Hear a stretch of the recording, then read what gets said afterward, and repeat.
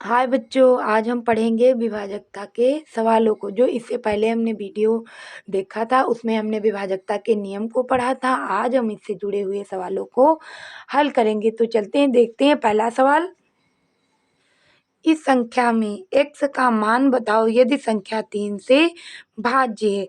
तो हमने क्या पढ़ा था 3 से विभाजकता के नियम में कि यदि अंकों का योग 3 से भाज्य है तो वह संख्या भी 3 से भाज्य होगी। तो हम इसमें करते हैं अंकों के योग को।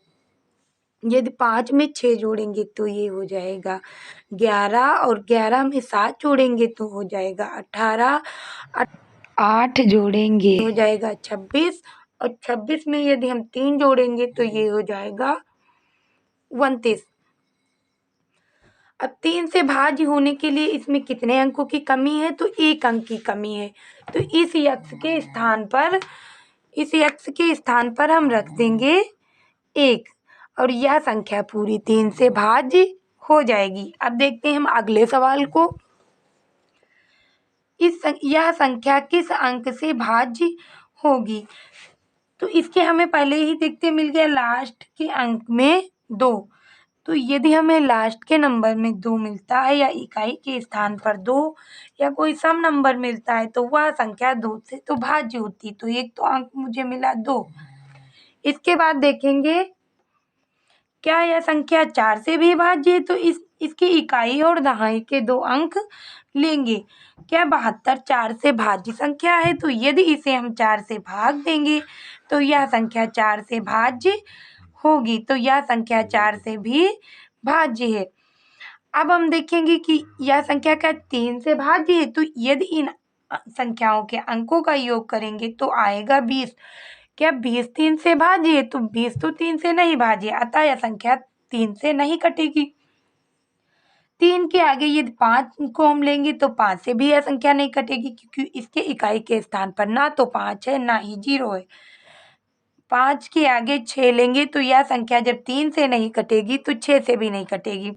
इसके आगे लेंगे हम 8। यदि 8 से इसके 3 नंबर डिवाइड करेंगे तो यह तीनों 8 से कट जाएंगी, अतः यह संख्या 2 4 8 3 नंबरों से कटेगी। अब लेते हैं हम अगली संख्या को। क्या यह संख्या 4 से भाज्य है? तो हमने तो पढ़ा था यदि इकाई और दहाई के स्थान के अंक 4 से भाज्य होंगे तो वह संख्या भी 4 से भाज्य होगी।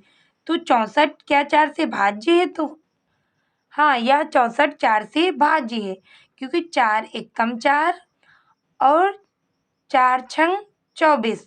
तो ये दोनों इकाई और दहाई के अंक 4 से भाज्य हैं, अतः यह संख्या भी 4 से भाज्य होगी। अब यह संख्या हम लेते हैं यक्ष के स्थान पर कौन सा अंक रखें कि संख्या 6 से भाज्य हो जाए। हमने इस नियम में पढ़ा था यदि अंकों का योग 3 से भाज्य हो और 2 से भी भाज्य हो तो वह संख्या 6 से भाज्य होगी। यदि हम देखेंगे और इन अंकों का योग करेंगे 8 2 हो जाएगा 10, 10 में 1 जोड़ेंगे 11, 11 4 15 और 15 5 20। क्या यह 20 संख्या 3 से भाज्य है? तो या तो 3 से नहीं भाज्य है।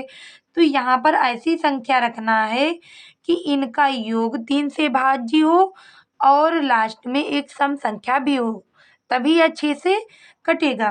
तो यहाँ पर रखेंगे 4।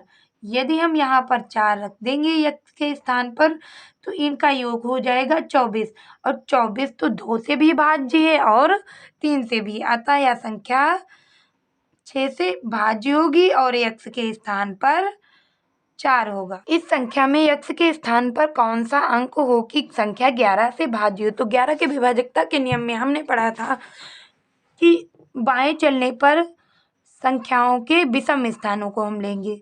तो इस स्थान को लेंगे और इनका करेंगे हम योग।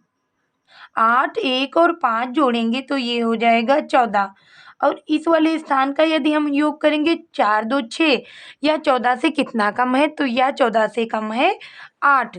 तो यदि हम इसके स्थान पर 8 रख देंगे, स्थान पर 8 रखेंगे तो इसका भी योग 14 हो जाएगा, और इस 14 से यदि हम 14 माइनस करेंगे तो हमें क्या प्राप्त होगा? तो हमें प्राप्त होगा 0। यदि सम और विषम स्थानों के योग को हम घटाते हैं 0 और 11 प्राप्त होता है, तो संख्या 11 से भाज्य होती है। अगले सवाल को लेते हैं, x के स्थान पर कौन सा अंक हो कि संख्या 5 से भाज्य। यदि इकाई के स्थान पर 0 हो या 5 हो तो वह संख्या 5 से भाज्य होती। तो यहाँ पर 0 और 5 दोनों संख्याएं हो सकती हैं। यदि हम 0 या 5 कोई भी इसमें से नंबर रखेंगे तो यह तब भी 5 से भाज्य। यह सवाल, x के स्थान पर कौन सा अंक हो कि संख्या 9 से भाज्य हो। तो 9 के विभाजन का नियम क्या कहता था? 9 के विभाजन का नियम कहता है यदि अंकों का योग 9 से भाज्य है तो संख्या भी 9 से भाज्य होगी। अब हम करेंगे इन अंकों का योग।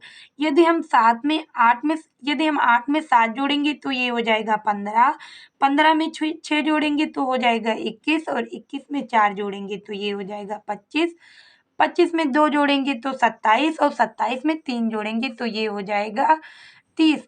क्या 30 संख्या 9 से भाज्य है? तो नहीं। यदि हम इसमें 6 जोड़ दें तो यह संख्या हो जाएगी 36 और अब यह संख्या 9 से भाज्य है। हम x के स्थान पर रखेंगे 6, x के स्थान पर रखेंगे 6 और यह संख्या 9 से भाज्य हो जाएगी। तो बच्चों, कैसा लगा आप सभी को हमारा वीडियो? यदि अच्छा लगा हो तो वीडियो को लाइक करें, चैनल को सब्सक्राइब करें और अपने दोस्तों में शेयर भी करें। धन्यवाद।